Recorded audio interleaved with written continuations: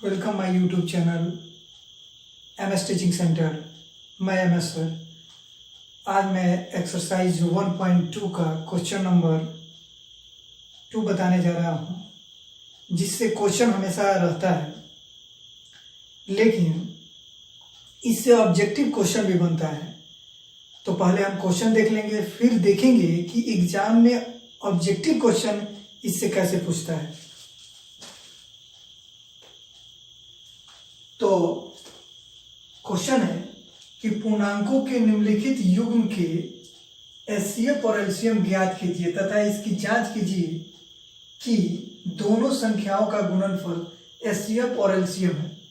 कह रहा है कि HCF LCM निकालिए इससे, और उसका जांच भी कीजिए कि दोनों संख्याओं का गुणनफल, जो ये दोनों संख्या है और इस दोनों संख्या से जो HCF और LCM आएगा, कि यह दोनों बराबर हो रहा है कि नहीं। दोनों बराबर हो जाएगा तो सही है, नहीं बराबर होगा तो गलत होगा।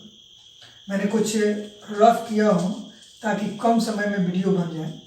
और आइए हम लोग शुरू करते हैं। क्वेश्चन पहला देखते हैं। पहला कह रहा है 26 और 91।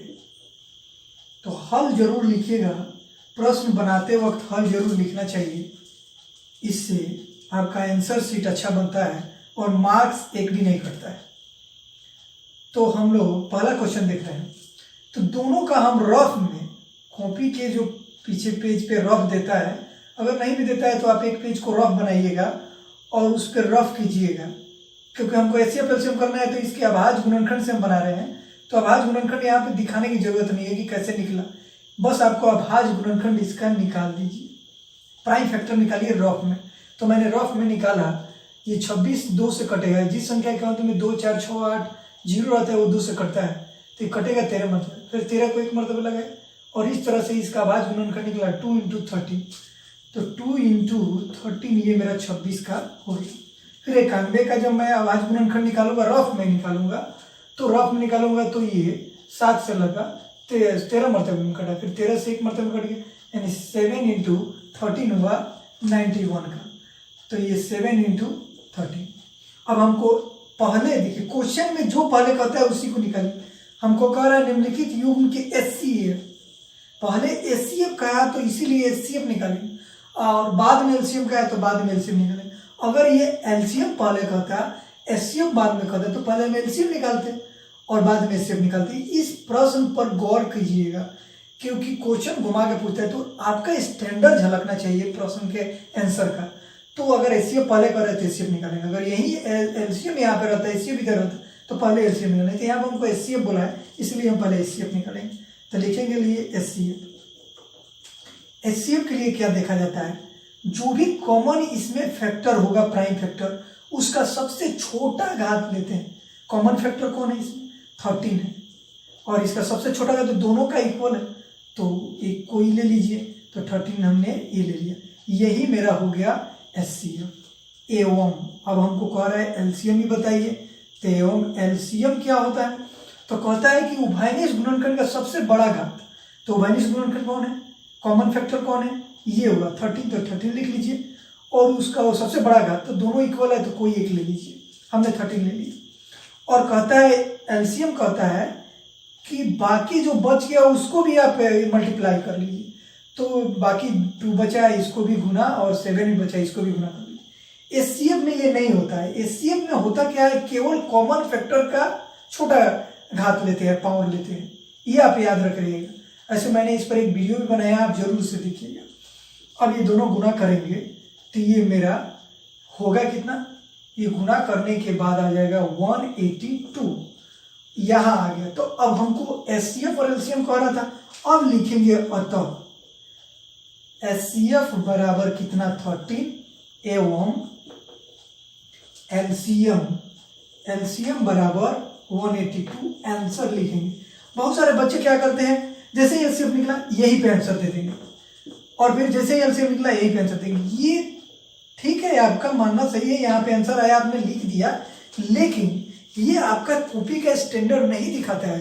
कॉपी का स्टैंडर्ड कहता है जब आप HCF LCM निकाल दिया, आपसे जो पूछा है उसको लास्ट में लिखिए, ताकि टीचर जब एग्जामिनर आपका जो चेकर होगा वो जब चेक करेगा वो देखेगा और सीधे यहाँ पे देखेगा कि बच्चा बहुत अच्छे से आंसर अपना दिया है, तो आपका एक भी मार्क्स नहीं कटेगा।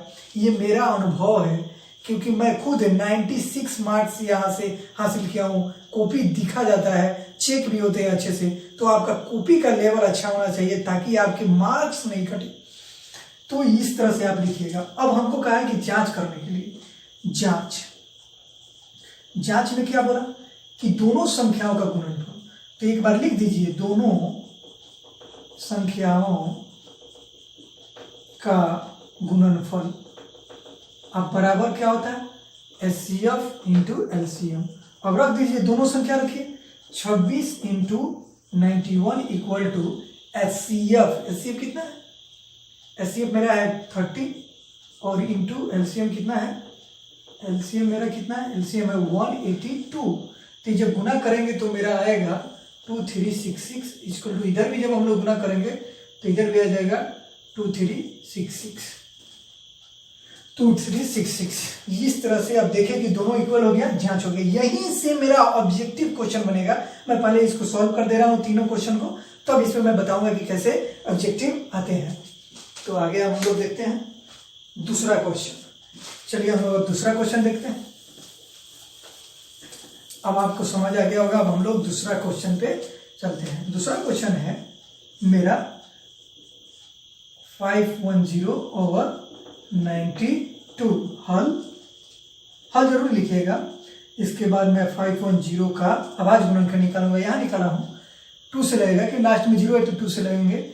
जब लेंगे 255 हो जाएगा। तो देखेंगे डिजिट को जोड़ दीजिएगा तो 3 से लगेगा। तो 5 5 10 और 12 3 से डिजिवेबल है, इसीलिए ये 255 भी 3 से डिजिवेबल होगा।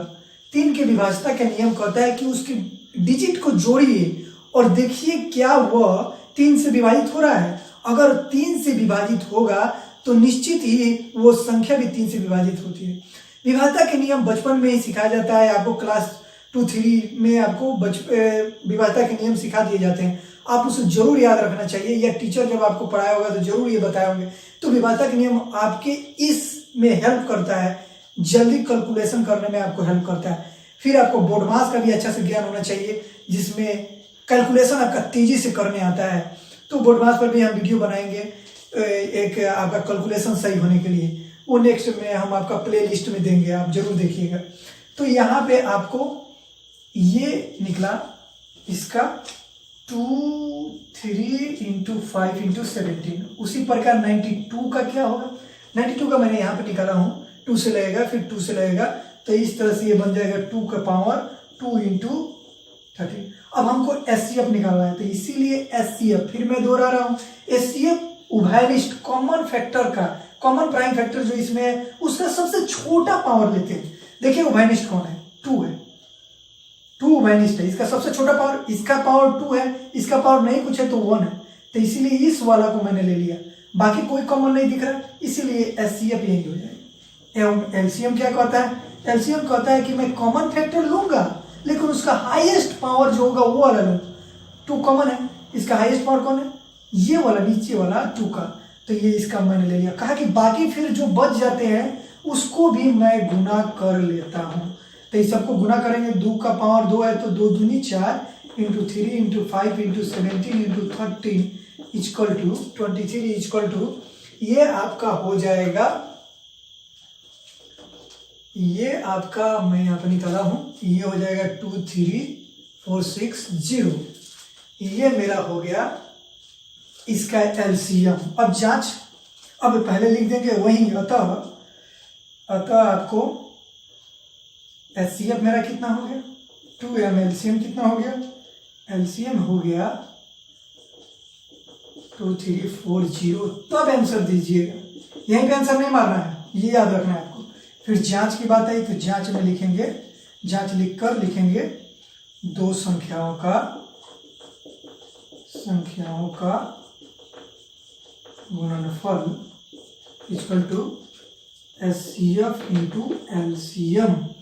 तो HCF मेरा कितना, ये दो संख्या 510 इंटू 92 equal to LCM 2 into 23460 equal to हो गया आपका 46920। यानी ये भी हो जाएगा 4 6 9 2 0। ये मेरा जांच हो गया। अब ये हम लोग क्वेश्चन चलते हैं, तीसरा देखते हैं। हम बिना रुके हम लोग इसका तीसरा क्वेश्चन देखते हैं। तीसरा क्वेश्चन है 3 3 6 पावर 4 5। हल लिखा और मैंने 3 3 6 का रफ में निकाला, यहाँ निकाला हूँ। जब निकलेगा तो हो जाएगा 2 का पावर 4 इंटू 3 इंटू 7 एवं 54 का निकालेंगे। 54 का मैंने निकाला हूँ 2 इंटू 3 के पावर 3। इसीलिए एचसीएफ का जब बात आएगा तो एचसीएफ कैसे निकलेगा, तो कॉमन फैक्टर का सबसे स्मॉलेस्ट पावर को लेते हैं। कॉमन कौन है इसमें, 2 है, 2 भी कॉमन है और कौन है, 3 भी है। लिख दीजिए पहले, और इसमें सबसे छोटा पावर लेना है। सबसे छोटा इसमें किसका पावर है, इस 2 का, तो इस 2 ले लिया। इसमें सबसे छोटा पावर किसका है, इस 3 का, तो इसलिए इस 3 को ले लिया। तो 3 दूनी 6 हो गया। एवं मेरा एलसीएम क्या होगा, एलसीएम क्या होगा, तो पहले तो कॉमन फैक्टर का सबसे हाईएस्ट पावर लेंगे। तो कॉमन कौन है, 2 का पावर कौन लेंगे, ये 4 वाला, और फिर कॉमन कौन है, 3 का सबसे बड़ा पावर कौन लेंगे, 3। ये पावर वाला ज्यादा बड़ा है, इसीलिए इसको लिया। बाकी बच जाता है उसको भी क्या करते हैं हम लोग, गुना कर लेते हैं। आप ये जान गए, इस 2 का पावर 4 है, इसका मतलब है कि 2 को 4 बार गुना किया गया है। 2 को कितना बार गुना किया गया है, 4 बार। तो 2 2 दूनी 4, 4 दूनी 8, 8 दूनी 16। ये नहीं कि बहुत बच्चा जो है, मैं एक बार पीछे पढ़ा रहा था तो लिख दिया 2 दूनी 4, और 2 का हम इसको गुना किए ऐसे सोचकर 2 दूनी 4। वो बच्चा समझ गया कि इसी से गुना कर दिए। अब अगला बार ये भी क्या किया, 2 चौका 8 करके यहाँ पर लिख दिया था। तो ये नहीं सोचना है, इसका मतलब इससे गुना नहीं होता है, इससे ऐसा गुना नहीं होता है। इसका मतलब हुआ कि ये 2 4 बार गुना हो रहा है। तो बहुत सारे बच्चे जो होते हैं ये सोचते हैं कि वो इसी 2 से इसको 2 बार गुना करके 4 आ गया, वैसा नहीं है। इसका मतलब हुआ कि ये 4 बार गुना हो रहा है। मैं पढ़ाया हूँ तो अपना अनुभव बता रहा हूँ। ऐसे ऐसे बहुत सारे बच्चे मिलते हैं, तो इसका मतलब इतना बार 2 दूनी 4, 4 दूनी 8, 8 दूनी 16 होगा। तो ये मैं लिखूंगा 16, और फिर ये 3 का पावर 3 है, इसका मतलब 3 को 3 बार गुना किया गया है। ऐसा नहीं कि 3 3 9 कह दिए, नहीं, 3 3 9 9 3 का 27 होगा, और इंटू 7। तो ये मेरा गुना होके आ जाएगा 18144। तब ये मेरा लिखेंगे, और तब एचसीएफ बराबर मेरा हो गया 6 एवं एलसीएम बराबर हो गया 18144। ठीक है। अब जांच का बात है तो जांच लिखेंगे, जांच लिखेंगे दो संख्याओं सॉरी, ये जब गुना करेंगे तो यहाँ आएगा 3024। ऐसे मेरा हो जाएगा 3024। गुना करने के बाद इतना है, क्योंकि यहाँ पे 6 और 3024। ठीक है। दो संख्याओं का गुणनफल equal to HCF into LCM. तो ये मेरा दो संख्या कौन है, 336 इंटू 54 इक्वल टू 6 इंटू 3024। अभी जब गुना करेंगे तब ये आएगा 18144 इक्वल टू 1814, और ये मेरा जांच हो गया। तो इस तरह से आपको ये क्वेश्चन बनाना है, इस तरह से आपको ये क्वेश्चन बनाना है ताकि आपको फुल मार्क मिलेगा। अब इसमें कैसे ऑब्जेक्टिव पूछता है, अब उसको हम लोग देखते हैं। आइए तो अब इसमें ऑब्जेक्टिव कैसे आते हैं उसको हम लोग देख लेते हैं। तो चलिए अब ऑब्जेक्टिव देखते हैं। ये हम लोग का तीनों क्वेश्चन हो गया।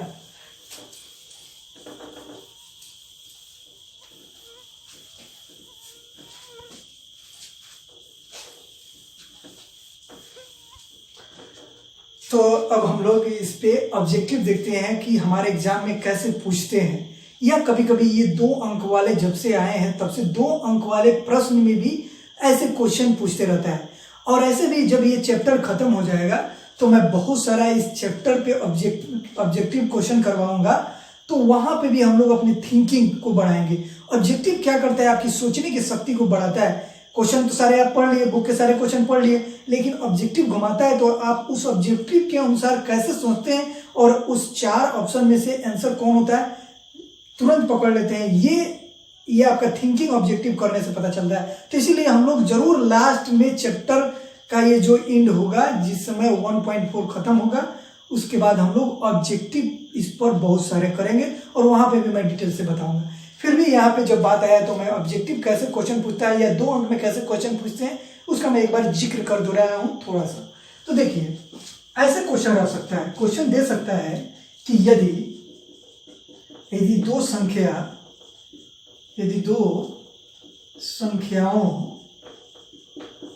संख्याओं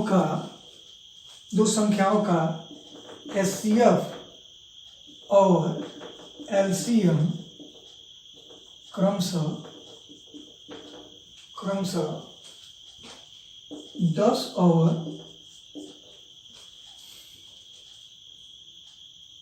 50 है, तो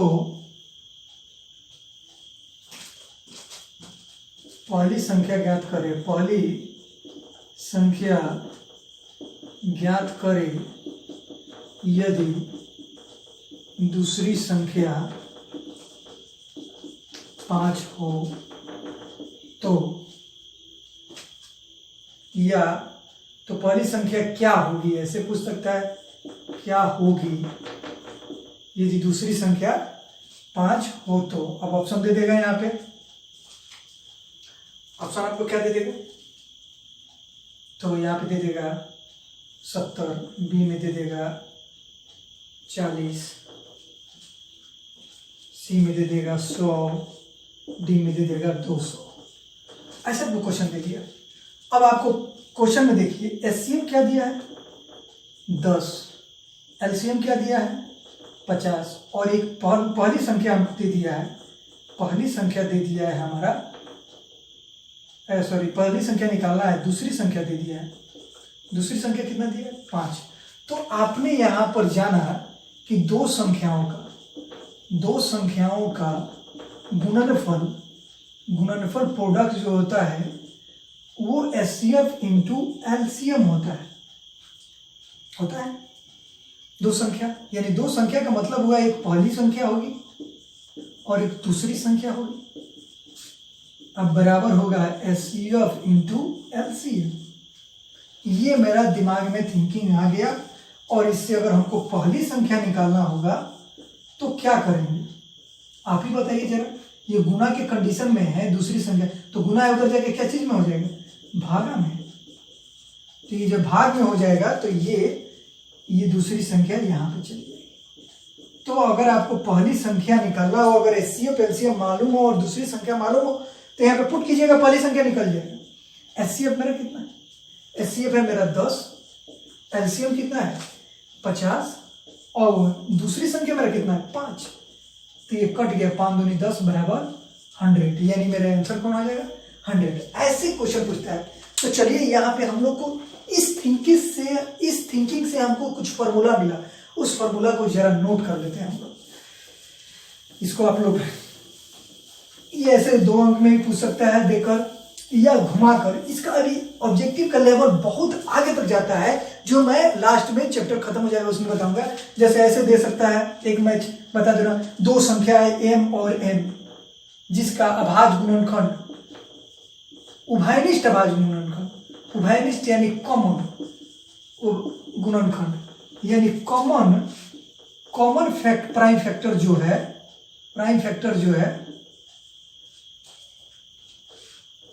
फैक्टर जो है वो है a b c d, जिसमें सबसे बड़ा कॉमन प्राइम फैक्टर c है तो इस दोनों संख्याओं का एचसीएफ क्या होगा। ऐसे क्वेश्चन पूछ सकता है, घुमा के ऑब्जेक्टिव घुमा सकता है ना। क्या हो सकता है, ऑप्शन दे देगा, पहला ए में आपका ऑप्शन देगा ए, बी में ऑप्शन दे देगा सी में ऑप्शन दे देगा बी, डी में ऑप्शन दे देगा डी। अब आप बताइए कि इसमें कौन होगा। ऐसे क्वेश्चन ऑब्जेक्टिव पूछेगा जो हम लोग पढ़ेंगे, सारे पढ़ेंगे। कहा कि दो संख्याएं हमें common prime factor, common prime factor उसका क्या है, ए बी सी और डी है, और फिर बोल रहा है जिसमें सबसे बड़ा कॉमन फैक्टर सी। आप याद कीजिए कि प्राइम फैक्टर अभाज्य गुणनखंड, ये अभाज्य गुणनखंड का बात हो रहा है, अभाज्य गुणनखंड या प्राइम फैक्टर में अभाज्य गुणनखंड क्यों कहिए, फैक्टर कहिए, फैक्टर पे क्वेश्चन है, उभयनिष्ठ गुणनखंड, उभयनिष्ठ गुणनखंड, और सबसे बड़ा कॉमन फैक्टर सी है, उभयनिष्ठ गुणनखंड का बात हो रहा है।